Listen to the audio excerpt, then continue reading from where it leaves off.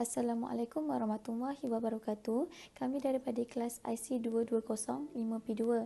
Kami akan membentangkan tajuk peranan usahawan kepada masyarakat yang dianalisis terhadap sahabat-sahabat Nabi Muhammad SAW. Nama saya Nursyaza binti Abdullah. Nama saya Safi Huaira binti Muhammad Suhaidi. Saya Miza Farzana binti Samad. Di dalam sesebuah masyarakat Islam, perniagaan dan perdagangan adalah salah satu tanggungjawab sosial yang merupakan fardu kifayah. Perniagaan adalah suatu bentuk sumbangan kepada masyarakat umum dan ia disifatkan dalam Al-Quran sebagai satu aktiviti yang dihalalkan, di mana Islam amat menggalakkan umatnya terlibat di dalam perniagaan, apatah lagi menjadi seorang usahawan Muslim yang berjaya, kerana Islam membenci pengangguran dan hidup dalam keadaan meminta-minta. Tokoh Islam didefinisikan sebagai seseorang yang berilmu, terutamanya berkaitan dengan hal Islam, di mana wajar jadikan sebagai role model dan tempat rujukan ilmu bagi orang lain. Ramai sahabat Rasulullah yang terkenal dengan perniagaan mereka seperti Abdul Rahman bin Auf, Talha bin Ubaidillah, Zubair bin Awam dan ramai lagi. Perniagaan yang sesuai dengan prinsip-prinsip syariah yang telah dijalankan oleh para sahabat dan juga umat Islam telah membawa umat Islam ketika itu kepada suatu kejayaan perniagaan, malahan tidak hanya membawa kejayaan kepada individu peniaga sahaja, bahkan dia telah terbukti membawa Islam kepada suatu masyarakat ekonomi yang maju. Oleh itu, pentingnya peranan seseorang usahawan kepada masyarakat dan negara kerana ia mampu untuk mencapai kemajuan bagi ekonomi sesebuah negara tersebut. Saya telah memilih Talha bin Ubaidillah sebagai tokoh keusahawanan di kalangan sahabat Nabi Muhammad SAW. Siapakah Talha bin Ubaidillah ini? Saya akan menceritakan secara ringkas tentang latar belakang beliau. Nama penuh beliau ialah Talha bin Ubaidillah bin Uthman bin Amru bin Ka'ab yang telah dilahirkan di kota Mekah pada tahun ke-27 selepas tahun Gajah bersamaan tahun 597 Masihi. Talha berasal daripada Bani Taim, iaitu keturunan yang sama dengan Abu Bakar As-Siddiq. Talha merupakan antara 10 sahabat Rasulullah yang dijanjikan syurga, di mana Talha berada di tempat yang kelima selepas Ali bin Abu Talib. Talha telah memeluk Islam sejak berusia 16 tahun melalui peristiwa di Busra. Ketika beliau dan rombongannya pergi berniaga di Busra, suatu peristiwa telah mengubah seluruh hidupnya. Seorang pendeta bertanya kepada mereka, adakah di kalangan peniaga itu yang berasal daripada Mekah? Lalu Talha menjawab, ya, aku penduduk Mekah. Pendeta itu bertanya lagi, sudah munculkah di antara kamu yang bernama Ahmad? Talha bertanya, Ahmad yang mana? Ahmad bin Abdullah bin Abu Muttalib. Bulan ini pasti muncul seorang Nabi penutup para Nabi. Kelak dia akan berhijrah dari negeri yang berbatu-batu hitam yang banyak pohon kurmanya ke negeri yang subur memancarkan air dan garam. Sebaiknya engkau segeralah menemuinya, wahai anak muda, kata pendeta itu. Kata-kata pendeta itu telah memberi kesan di hati Talha sehingga beliau terus pulang ke Mekah, dan setibanya di Mekah, Talha bertanya kepada keluarganya sama adakah berlaku suatu peristiwa ketika beliau berada di Busra. Keluarga dia menjawab, ada. Muhammad bin Abdullah telah mengaku dirinya sebagai Nabi dan Abu Bakar telah mempercayai dan mengikuti apa yang dikatakannya.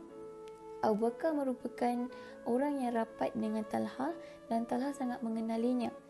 Lalu Talha pergi berjumpa dengan Abu Bakar dan bertanya tentang hal itu. Abu Bakar mengaku lalu menceritakan kisah Muhammad sejak peristiwa di Gua Hira sehingga turunnya wahyu pertama.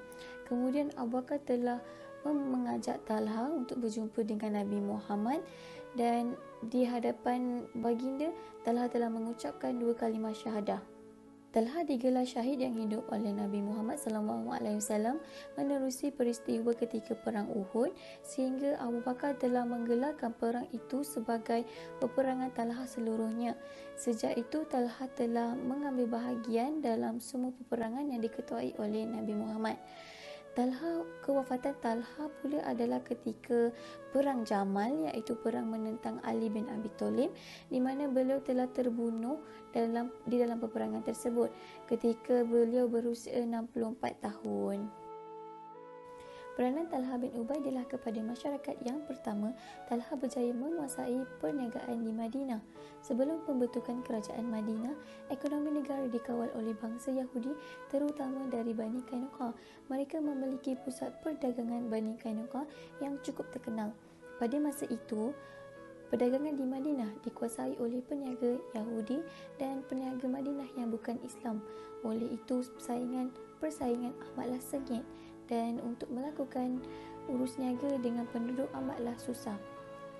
Talha bin Ubaidillah berjaya mencipta sejarah dengan menang besar di Madinah dalam persaingan perniagaan dengan peniaga Yahudi dan peniaga bukan Islam Madinah.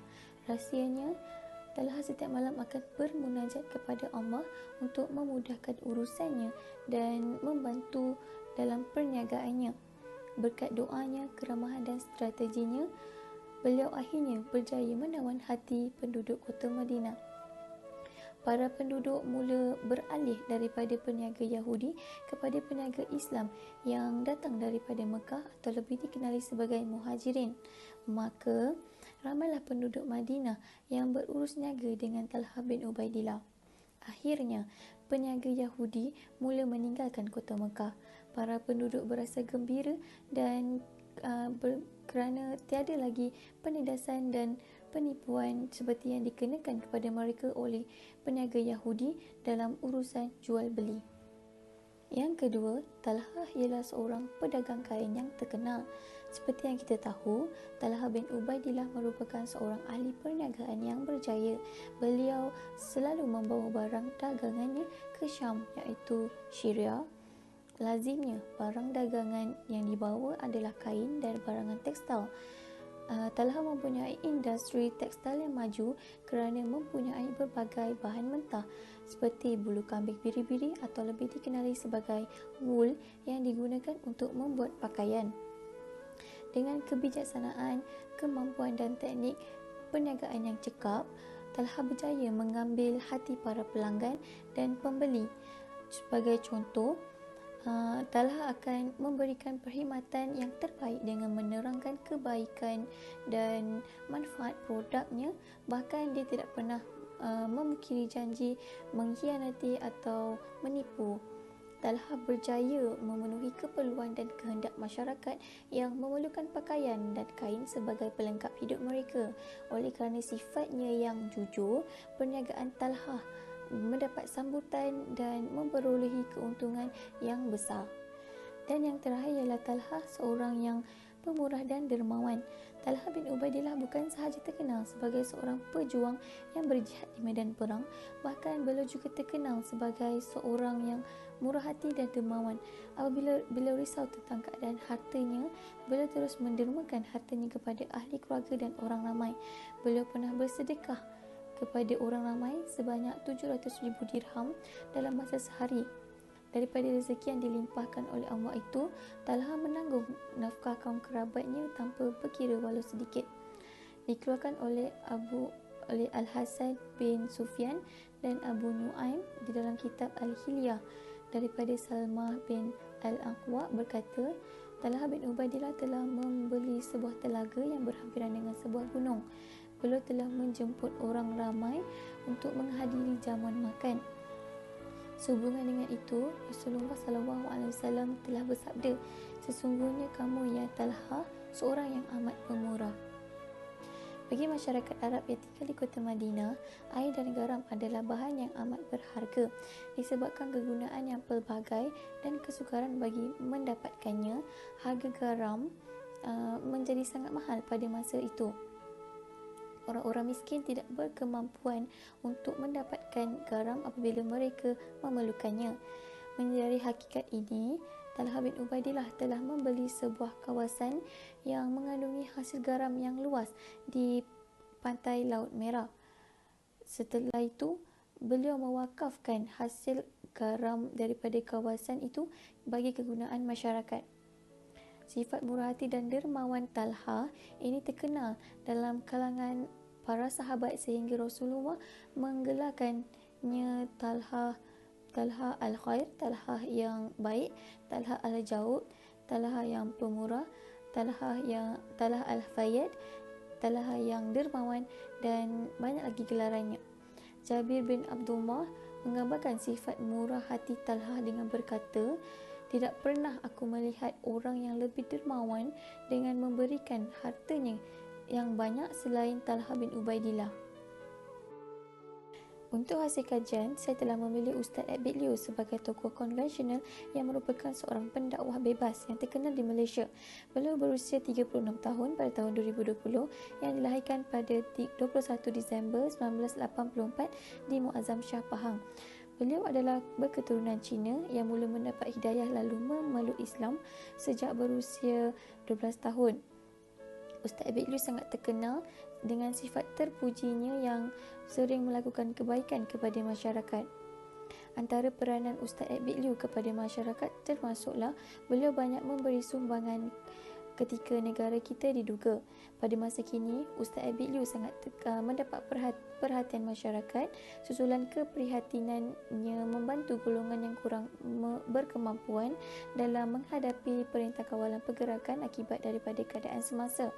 Tindakan Ustaz Abid Liu menyalurkan sumbangan kepada mereka yang memerlukan dalam sepanjang tempoh tersebut menimbulkan rasa kurang senang setengah pihak sehinggakan ada yang melemparkan tuduhan beliau dikatakan riak kerana menggunakan kereta mewah sewaktu memberi bantuan. Beliau menjelaskan bahawa pendapatan yang diperolehinya adalah daripada beberapa sumber yang diusahakan sendiri. Hal ini menepis segala dakwaan yang mengatakan beliau menggunakan dana dari sumbangan untuk hidup mewah. Meskipun ada setengah pihak yang kurang senang dengan perbuatannya, beliau tidak pernah kenal erti putus asa dan malah lebih giat menjalankan aktiviti badan kebajikannya bagi memastikan golongan yang kurang bernasib baik ini terus terbela dan terjaga. Sifat pemurah dalam diri Talha bin Ubaidillah dapat dicerminkan kepada perbuatan Ustaz Abid Liu yang sentiasa memberi sumbangan kepada orang ramai, terutamanya pertolongan dalam berbentuk wang. Sebagai contoh, Talha tidak boleh tidur malam apabila mengingatkan hartanya yang terlalu banyak di rumah. Lalu keesokan harinya, beliau membahagikan hartanya kepada orang-orang Muhajirin dan Ansar. Sama seperti Ustaz Abid Liu, beliau tidak dapat tidur apabila mengetahui terdapat satu keluarga yang memerlukan bantuan sehingga menyebabkan beliau sendiri turun padang memberi bantuan kepada keluarga itu. Kepribadian diri mereka perlu dicontohi kerana setiap dari harta kita ada bahagiannya untuk orang lain. Mereka menjalankan hidup mereka semata-mata untuk mengabdikan diri kepada Allah dan membelanjakan harta mereka hanya di jalan Allah. Peranan yang kedua, Ustaz Abid Liu banyak menawarkan peluang pekerjaan kepada masyarakat. Ramai yang tidak tahu, beliau merupakan seorang usahawan yang berjaya di Malaysia. Beliau telah menceburi dalam pelbagai bidang perniagaan selama 10 tahun. Antaranya, beliau mempunyai 3 cawangan restoran Paramount Coffee House dan berhajat untuk membukanya di seluruh Malaysia dan di luar negara. Beliau juga merupakan pemilik butik baju Illu Design yang menjual pakaian Muslim seperti jubah dan lain-lain. Dari situ, kita dapat lihat bahawa setiap perniagaannya memerlukan tenaga kerja yang banyak di mana beliau akan meningkatkan lagi peluang pekerjaan kepada masyarakat supaya tidak berlaku pengangguran. Apabila jumlah pengangguran menurun di negara kita, perkara ini mampu untuk meningkatkan lagi kemajuan ekonomi. Dengan cara menambah perniagaan yang dikendalinya, dia mampu untuk berkongsi rezeki dengan menyediakan pekerjaan terutamanya kepada anak muda yang tiada pekerjaan tetap. Yang terakhir, Ustaz Abid Liu menyebarkan dan mempertahankan agama Islam sejak usia remaja.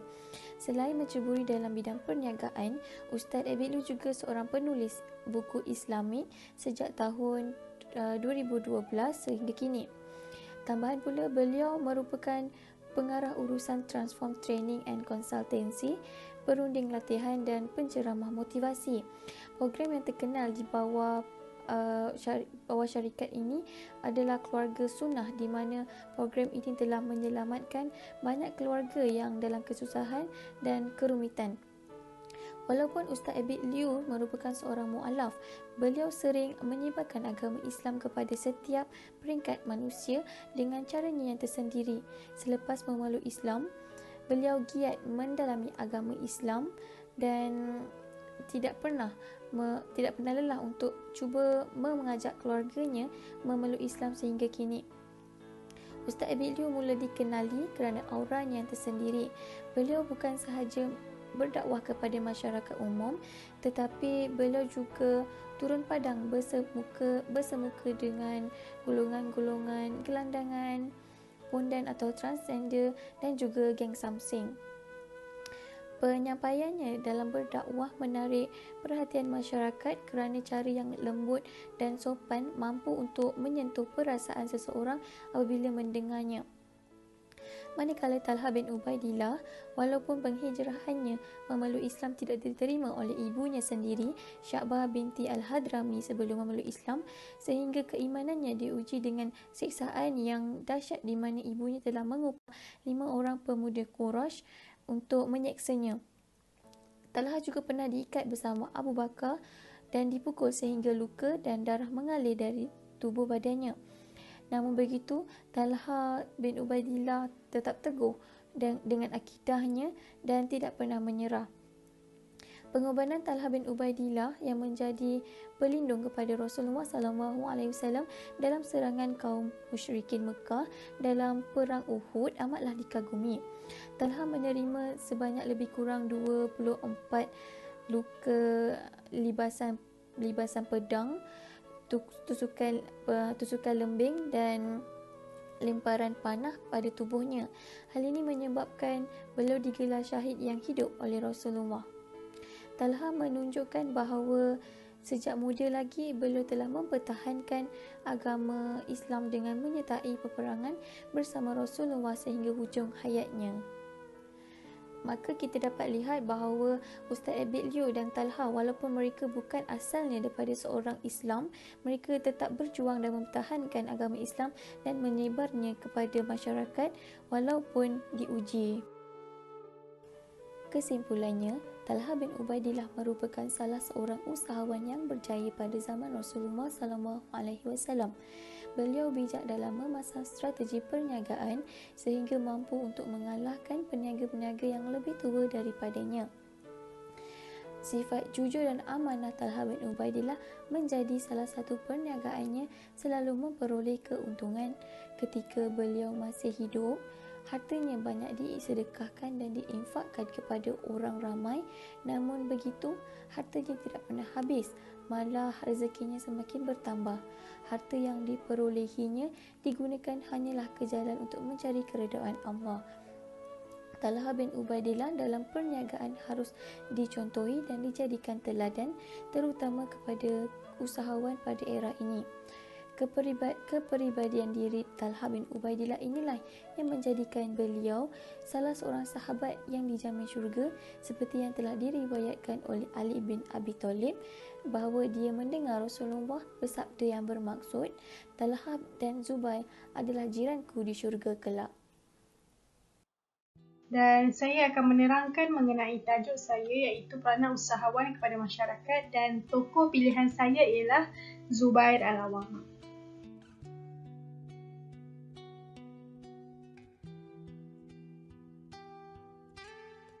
Biodata Zubair Al-Awwam ialah, nama penuh beliau ialah Az-Zubair Ibnu Al-Awwam, dan beliau dilahirkan di Mekah, Arabia pada tahun 594, dan beliau wafat pada 656 pada umur antara 61 hingga 62 di Basra, Iraq.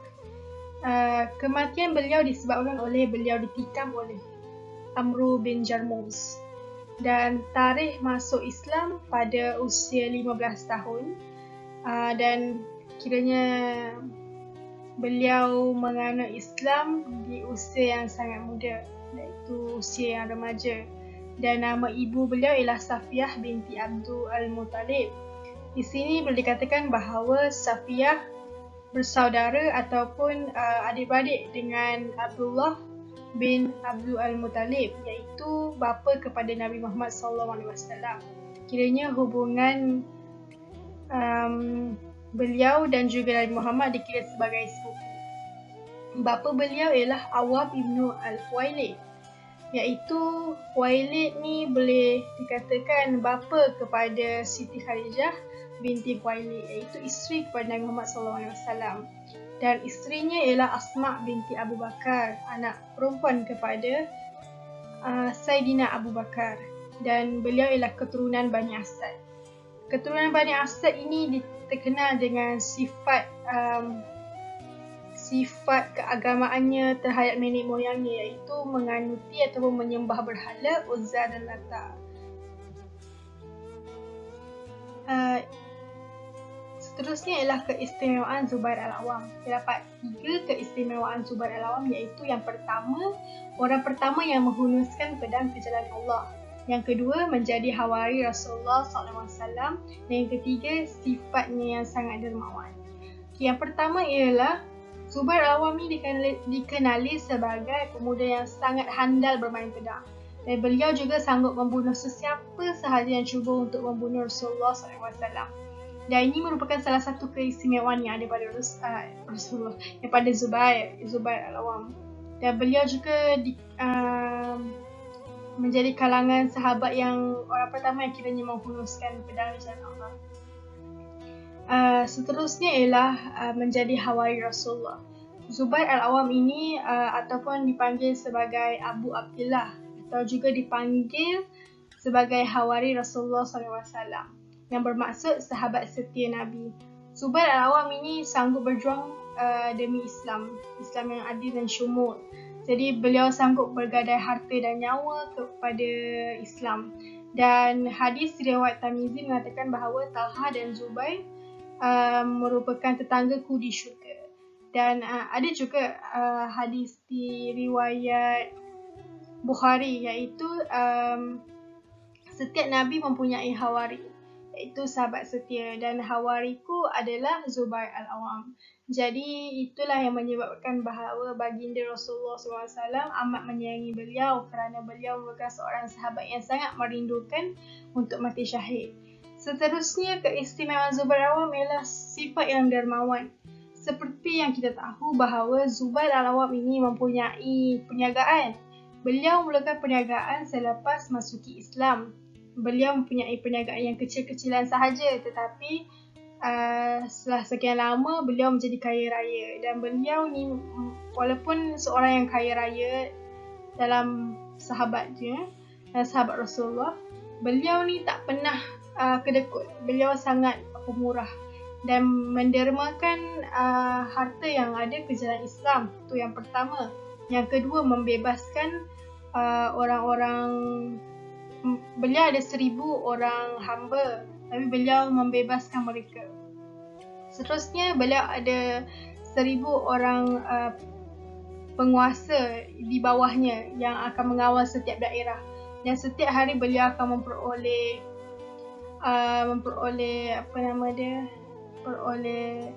hasil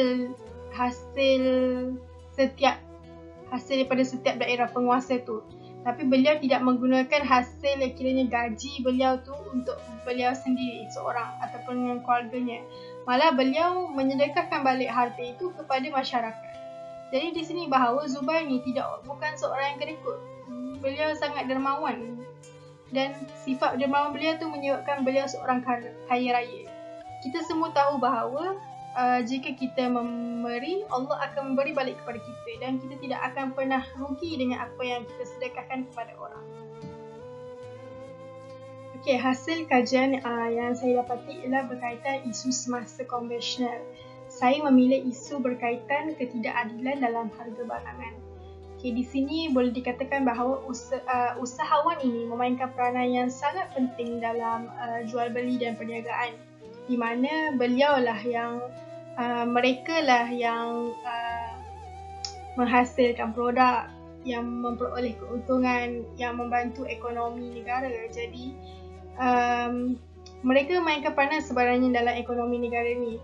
Tapi dalam masa yang sama, adil dalam sesuatu penjualan itu perlu dilakukan kerana ia amatlah dituntut dalam Islam.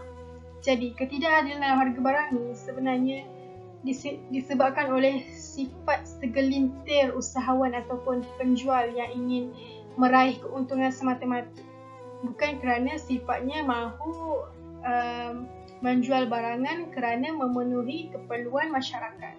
Jadi di sini merupakan dikiranya sebagai salah lah, tidak boleh dilakukan. Sepatutnya peniaga perlu lebih adil dalam memberi barangan. Antara faktor kenapa berlaku tidak keadilan dalam harga barangan iaitu faktor memilih pelanggan. Memilih pelanggan berdasarkan rupa, harta, pangkat, bangsa dan agama. Saya bagi contoh saya sendiri, iaitu peniaga yang berbangsa Melayu. Kita hanya memilih ataupun menjual dengan harga yang murah kepada bangsa Melayu sahaja. Tapi bila bangsa lain mahu membeli barangan kita mengenakan harga yang sangat tinggi kepada mereka kerana kita bersifat resis sebagai contoh, ataupun memilih rupa dan pangkat.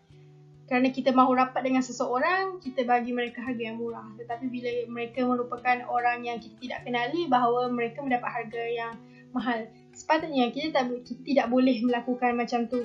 Jika kita harganya RM5, maka semua orang perlu dapat harga RM5 sahaja. Tidak boleh, kalau bila orang lain je, orang yang kita tidak kenal ataupun orang yang tidak suka, kita mengenakan harga yang mahal, RM15, RM10. Itu sebagai contoh yang mudah. Jadi, kita sebagai usahawan, apakah solusi yang patut kita lakukan untuk mengelak daripada berlaku lagi masalah ketidakadilan dalam harga barang ini? Iaitu perbetulkan niat. Perbetulkan niat kita berniaga adakah kerana Allah. Kita perlu contohi seperti sahabat-sahabat Rasulullah dan sebagai contoh Zubair Al-Awam. Kita berniaga kerana Allah. Kita berniaga kerana Allah untuk membantu masyarakat kita berjaya. Kita perlu membantu mereka supaya mereka memperoleh kemudahan yang mereka mahukan setiap hari. Jadi kita perlu betulkan niat kita di mana kita perlu berniaga kerana Allah dan tidak bersifat adil, jujur, amanah. Semua benda-benda yang nilai murni itu perlu ditetapkan dalam setiap usahawan. Dan kita tidak boleh memandang warna kulit, rupa, agama hanya disebabkan kita ni seorang yang istimewa ataupun kita menganggap bangsa kita istimewa dan menganggap bangsa lain itu tidak mempunyai kepentingan. Kita patut sisihkan perkara-perkara negatif itu kerana itu merupakan sifat-sifat yang amat disukai oleh syaitan. Jadi konklusinya di sini bahawa berdasarkan tokoh yang saya pilih dan juga isu semasa iaitu berkaitan dengan isu konvensional yang ketidakadilan dalam harga barang, kita boleh dapati bahawa Zubair Al-Awam ini seorang yang amat dermawan dan tidak mementingkan keuntungan semata-mata. Beliau berniaga demi Allah dan niat beliau semata-mata kerana Islam sahaja, membantu masyarakat yang memerlukan, dan beliau juga menyediakan produk yang memerlukan keperluan masyarakat.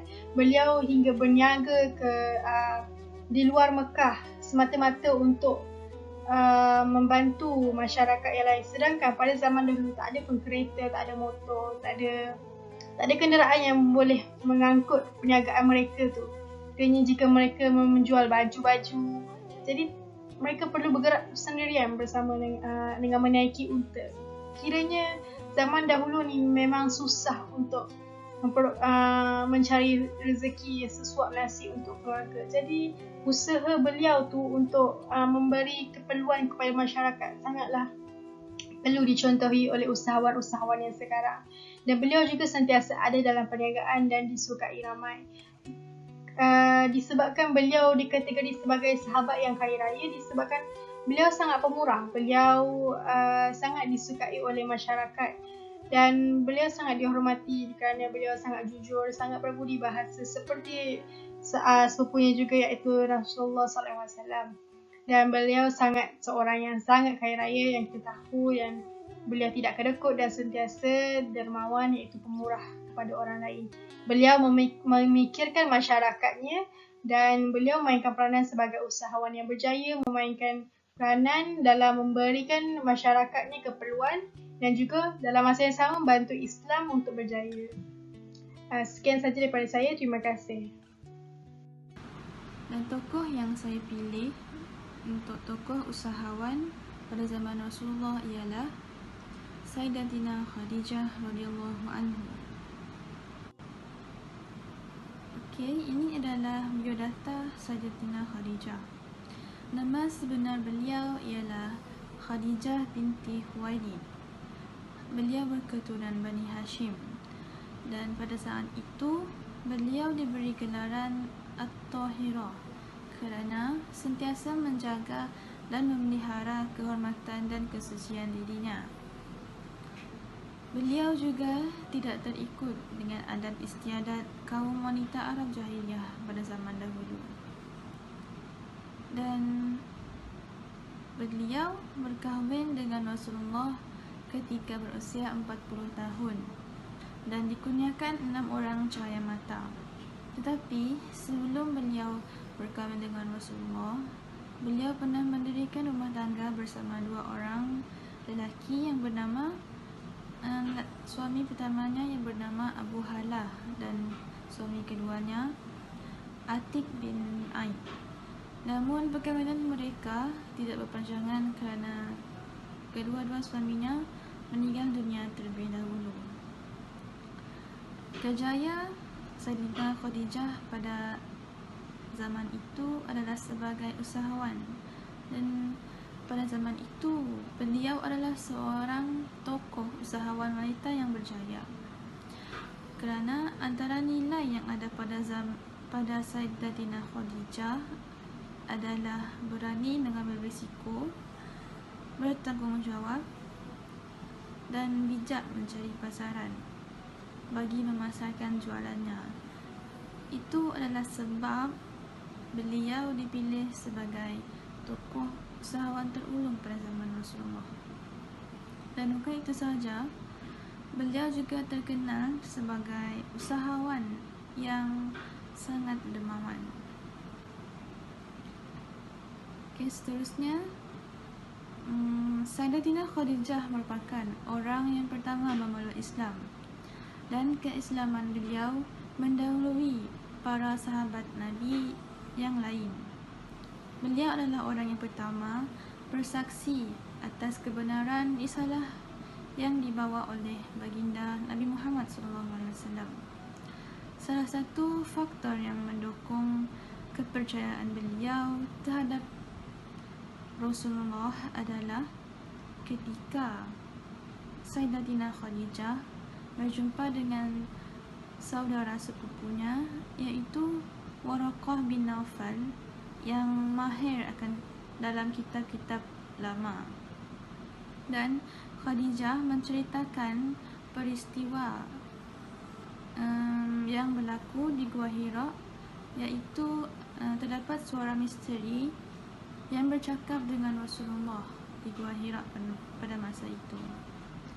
Dan Waraqah tahu yang sebenarnya suara itu datang daripada malaikat Jibril, sebab dahulu malaikat Jibril pernah mendatangi Nabi Musa AS, dan Waraqah memberitahu kepada Khadijah agar beriman kepada beliau kerana beliau beriman kepada baginda, iaitu Muhammad, kerana Muhammad itu merupakan utusan Allah bagi kaumnya pada masa itu.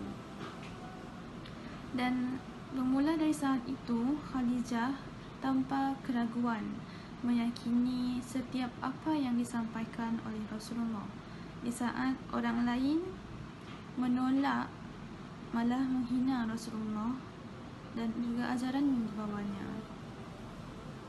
Seterusnya ialah peranan Sayyidatina Khadijah kepada masyarakat.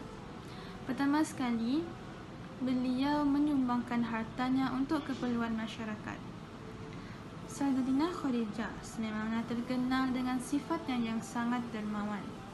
Beliau banyak membantu masyarakat, tidak mengira pangkat, keturunan, bangsa maupun agama seseorang itu. Beliau juga sering membantu golongan-golongan yang memerlukan seperti golongan fakir, golongan miskin, janda, anak-anak yatim dan juga orang-orang yang cacat, iaitu dengan keuntungan yang diperoleh daripada hasil perniagaannya. Selain itu, Sayyidatina Khadijah juga seorang yang sangat prihatin jika ada para gadis yang miskin. Beliau mengahwinkan mereka serta menghadiahkan mereka mas kawin. Bukan itu sahaja, setiap hari beliau memberikan dan menyediakan makanan kepada orang-orang Muslim setiap hari, sehingga tiada seorang pun mereka yang menderita disebabkan kelaparan. Yang kedua, beliau membantu membangunkan agama Islam. Ini terbukti di dalam peristiwa penindasan terhadap keluarga Bani Hashim. Pada saat itu, kekayaan Sayyidatina Khadijah yang begitu banyak akhirnya habis kerana sebahagiannya digunakan untuk membeli air yang sangat mahal pada masa itu bagi menyelamatkan Nabi serta keluarganya. Selain itu, Sayyidatina Khadijah mengorbankan kekayaannya untuk sewaktu peperangan untuk membeli keperluan asas seperti makanan dan minuman untuk keluarga suaminya. Hal ini kerana beliau sangat bahagia dan gembira jika hartanya disumbangkan dan dibelanjakan ke arah kebaikan. Selain itu, beliau seorang pendakwah yang sangat berani, petah berkata-kata dan mempunyai kata-kata yang sangat indah. Sifat inilah yang menyokong beliau dalam berdakwah dan menjadi faktor mendapat sambutan daripada masyarakat. Seterusnya, beliau juga membantu perjuangan Rasulullah dalam menegakkan syiar Islam. Sepanjang hidup beliau bersama Rasulullah, Khadijah begitu setia menyertai baginda dalam setiap peristiwa suka dan duka. Ketika penurunan wahyu yang pertama, beliau menenangkan Rasulullah dengan kata-kata yang lembut dan menenangkan hati suami yang berada dalam kebimbangan dan ketakutan pada masa itu. Dan setiap kali suaminya pergi ke Gua Hira, beliau pasti menyiapkan semua bekalan dan keperluannya. Dan apabila Rasulullah mengadu kesusahan serta berada dalam kegelisahan, beliau mencuba sedaya upayanya untuk mentederamkan dan menghiburkannya sehingga suaminya berasa tenang. Slide seterusnya, saya akan membandingkan dengan isu konvensional. Isu yang pertama ialah rasuah. Pada zaman kemodenan ini, manusia sanggup melakukan apa sahaja demi mendapatkan apa yang mereka inginkan. Dan apa yang lebih mengecewakan lagi, mereka sanggup menggunakan cara merasuah individu tertentu untuk mendapatkan sesuatu projek. Kajian Persatuan Rasuah Malaysia mendapati 71% daripada responden menyatakan perniagaan tidak dapat dibangunkan di Malaysia melainkan dengan melibatkan rasuah. Hal ini sangatlah bertentangan dengan ajaran Islam. Hukum terhadap pemberi rasuah dan penerima rasuah adalah sangat jelas, iaitu haram. Dan jika dibandingkan dengan amalan perniagaan Siti Khadijah, ianya amat jauh berbeza. Beliau tidak pernah melibatkan jenayah seperti rasuah dalam perniagaannya. Hal ini kerana sikapnya yang jujur dan amanah dalam menjalankan perniagaan. Salah satu punca wujudnya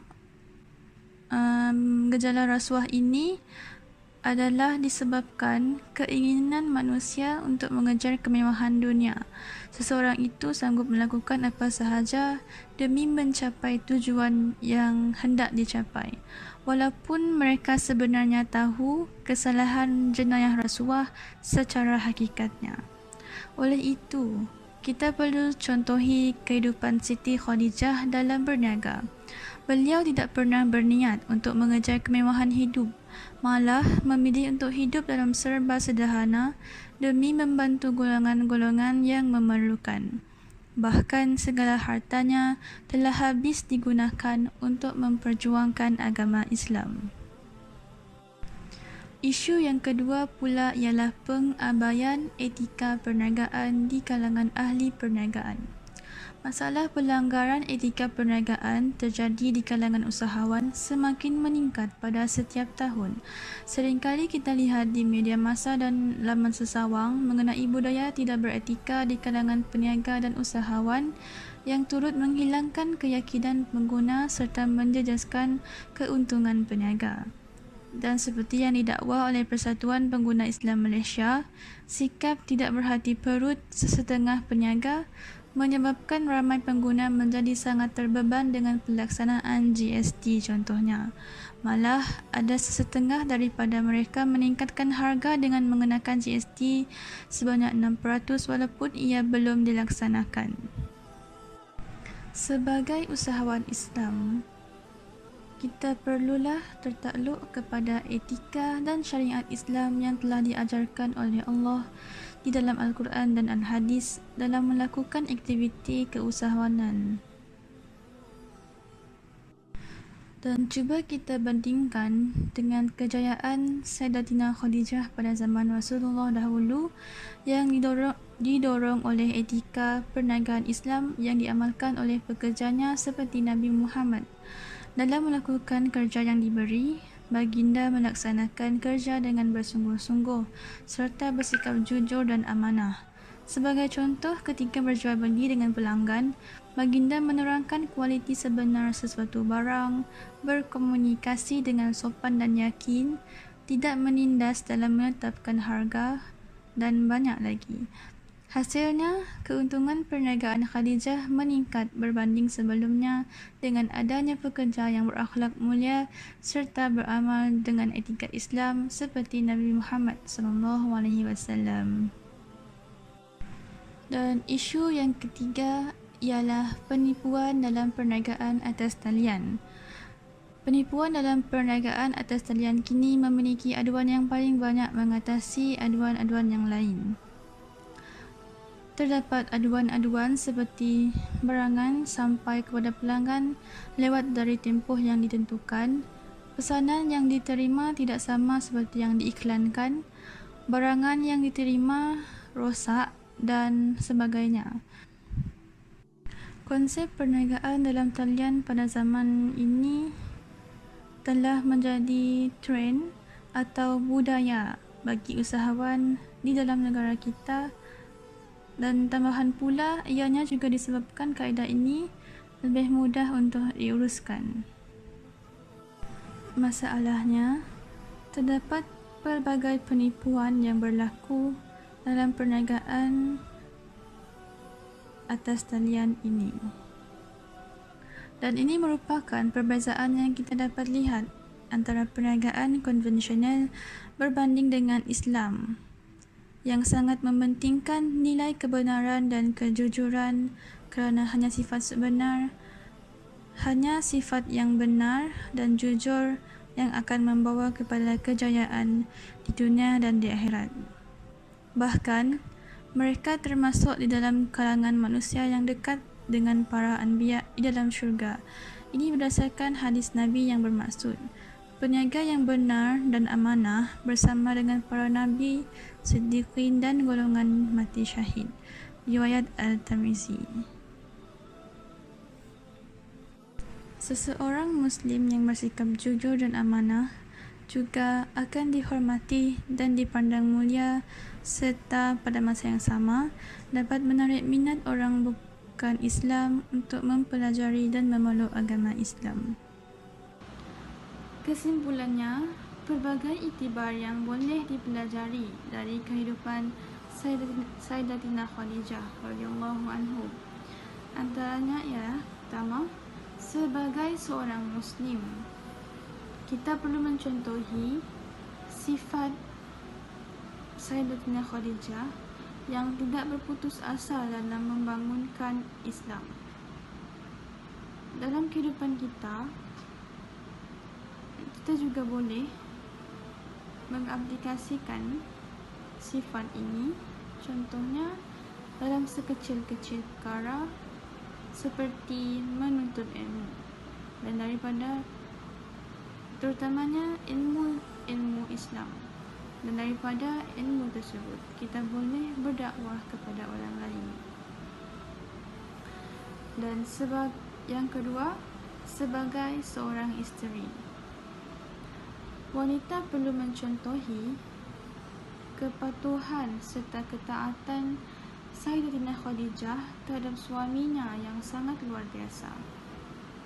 Dan sifat ini perlu diamalkan dalam setiap diri wanita sebagai seorang isteri yang solehah, yang sentiasa menyokong serta memberi dorongan kepada suaminya dalam menegakkan syiar Islam. Dan akhir sekali, sebagai seorang usahawan, terutamanya usahawan Muslim, kita perlu mengamalkan nilai-nilai agama dan juga etika perniagaan Islam dalam menjalankan perniagaan kita. Kerana selain daripada kewajipan sebagai seorang Muslim, ia juga salah satu cara untuk kita berdakwah, iaitu melalui perbuatan yang baik. Sekian, itu sahaja daripada saya mengenai kisah Sayyidatina Khadijah radhiyallahu anha.